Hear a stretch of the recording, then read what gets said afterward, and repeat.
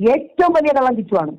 അതെ, അറിയായിരുന്നു. കിച്ചു തർക്കിക്കാൻ നിന്ന് കഴിഞ്ഞാൽ കിച്ചു നാറത്തേ ഉള്ളൂ. നാറ് ഞാൻ കയ്യിൽ കൊടുക്കും.